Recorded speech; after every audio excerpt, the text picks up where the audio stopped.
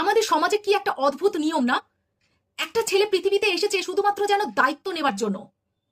সে যতদিন দিতে পারবে ততদিন সবার কাছে ভালো থাকবে। সময় বলো, সাপোর্ট বলো, অর্থ বলো, এসবগুলো যেন তাকে দিতেই হবে। সে যখন এইসব দিতে দিতে এবং দায়িত্ব নিতে নিতে ক্লান্ত হয়ে যাবে, মানুষ বলবে সে নাকি অ্যাটিটিউড দেখাচ্ছে। সে যখন চুপ থাকতে থাকতে নিজেকে একটু সরিয়ে নিতে চাইবে, মানুষ বলবে সে নাকি রুড হয়ে গেছে এবং ইগো দেখাচ্ছে। একটা ছেলের ম্যাচুরিটি আসার সঙ্গে সঙ্গে না, মানে বাড়ি বলো, পরিবেশ বলো, তাকে শিখিয়ে দেয় যে তোমাকে একটা ভালো জায়গায় দাঁড়াতে হবে। তোমার পকেট না গরম থাকলে তুমি সংসারে কিন্তু দায়িত্ব নিতে পারবে না।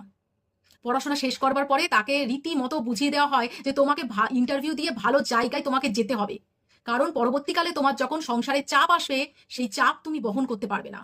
তোমার স্ত্রীর চাপ, তোমার সন্তানের পড়াশোনার চাপ, তোমার বাবা মায়ের চাপ, সবকিছু তার ঘাড়ে যেন চাপিয়ে দেওয়া হয়।